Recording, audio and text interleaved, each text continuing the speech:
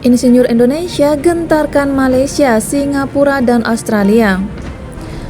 Momentum ini harus dijaga terus dan ditingkatkan sebagai kebanggaan atas kemampuan teknologi sendiri. Jangan sampai karya insinyur Indonesia ini dijegal justru oleh orang Indonesia sendiri. Biasa para ekonom-ekonom pemerintah yang sering menganggap karya anak bangsa sendiri sebagai terlalu mahal dan hanya buang-buang uang saja untuk riset. Inilah musuh yang sebenarnya. Waspadailah kawan-kawan insinyur Indonesia. Meski sudah berlangsung 2 pekan lalu, peluncuran roket RX-428 ternyata masih menjadi buah bibir. Anehnya bukan jadi buah bibir di Indonesia yang lebih senang cerita pilpres, tetapi di Australia, Singapura, dan tentu saja di negara tetangga yang suka siksa TKI Indonesia, yakni Malaysia. Seperti diketahui, roket RX-420 ini menggunakan propelan yang dapat memberikan daya dorong lebih besar sehingga mencapai 4 kali kecepatan suara. Hal itu membuat daya jelajahnya mencapai 100 km, bahkan bisa mencapai 190 km bila struktur roket bisa dibuat lebih ringan. Yang punya nilai tambah tinggi adalah 100% hasil karya anak bangsa, para insinyur Indonesia. Begitu pula semua komponen roket-roket balastik dan kendali dikembangkan sendiri di dalam negeri, termasuk software. Hanya komponen subsistem mikroprosesor yang masih diimpor. Anggaran yang dikeluarkan untuk peluncurannya pun cuma 1 miliar, kalah jauh dengan yang dikorupsi para anggota DPR untuk traveler check pemenangan Miranda Gultom sebagai Deputi Senior Gubernur BI yang lebih dari 50 miliar. Apalagi kalau dibandingkan dengan korupsi BLBI yang lebih dari 700 triliun. Mengapa malah menjadi buah bibir di Australia, Singapura, dan Malaysia? Karena keberhasilan peluncuran roket Indonesia ini ke depan akan membawa Indonesia mampu mendorong dan mengantarkan satelit Indonesia bernama nanosatelit sejauh 3.600 km ke angkasa.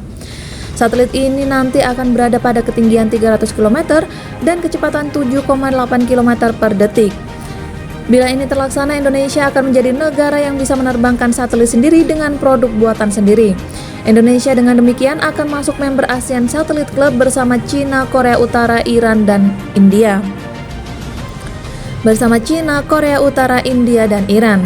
Nah, kekhawatiran Australia, Singapura, dan Malaysia ini masuk akal bukan? Kalau saja Indonesia mampu mendorong satelit sampai 3.600 km untuk keperluan damai atau keperluan macam-macam tergantung kesepakatan rakyat Indonesia, maka otomatis pekerjaan ecek-ecek bagi Indonesia untuk mampu meluncurkan roket sejauh 190 km untuk keperluan militer bakal sangat mengancam mereka sekarang ini pun juga. Kalau tempat peluncurannya ditempatkan di Batam atau Bintan, maka Singapura dan Malaysia Barat sudah gemetaran bakal kena roket Indonesia. Dan kalau ditempatkan di sepanjang perbatasan Kalimantan Indonesia dengan Malaysia Timur, maka si OKB Malaysia tak akan pernah berpikir ngerampok Ambalat. Akan hal Australia, mereka ada rasa takutnya juga bahwa mitos ada musuh dari utara yakni Indonesia itu memang bukan sekedar mitos tetapi sungguh ancaman nyata di masa depan yang dekat. Bahwa mitos ada musuh dari utara yakni Indonesia memang bukan sekedar mitos tetapi sungguh ancaman nyata di masa depan.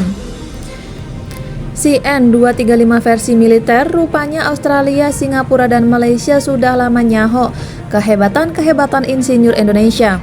Buktinya tidak hanya gentar dengan roket RX-428, tetapi mereka sekarang sedang mencermati pengembangan lebih jauh dari CN-235 versi militer buatan PT DI.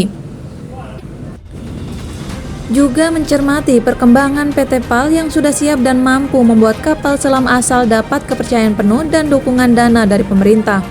Kalau para ekonom Indonesia, antek-antek World Bank dan IMF menyebut pesawat-pesawat buatan PT DI ini terlalu mahal dan menyedot investasi terlalu banyak, cuma 30 triliun untuk infrastruktur total, SDM dan lain-lain, dan hanya jadi mainannya B.J. Habibie, tapi mengapa Korea Selatan dan Turki mengaguminya setengah mati?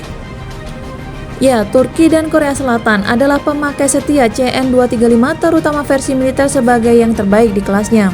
Inovasi 40 insinyur-insinyur Indonesia pada CN235 versi militer ini adalah penambahan persenjataan lengkap seperti rudal dan teknologi radar yang dapat mendeteksi dan melumpuhkan kapal selam.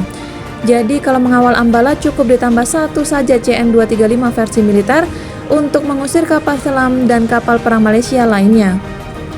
Nah, jadi musuh yang sebenarnya ada di Indonesia sendiri, yakni watak orang Indonesia yang tidak mau melihat orang-orang Indonesia sendiri berhasil. Karya insinyur-insinyur Indonesia yang hebat dalam membuat alutsista, dibilangin orang Indonesia sendiri terutama para ekonom pro Amerika Serikat dan Eropa, mending beli langsung dari Amerika Serikat dan Eropa karena harganya lebih murah.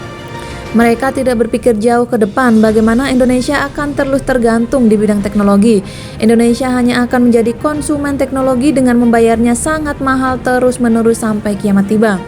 Kalau ada kekurangan yang terjadi dengan industri karya anak bangsa sendiri, harus dinilai lebih fair dan segera diperbaiki bersama-sama.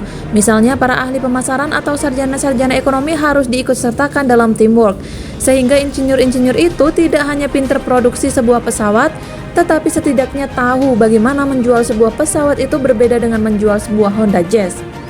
Kalau ada kendala dalam pengadaan kredit ekspor sebagai salah satu bentuk pembayaran, tolong dipecahkan dan didukung oleh dunia perbankan agar dunia produksi sendiri bisa optimal karena akan menarik bagi calon pembeli asing yang tak bisa membayar cash.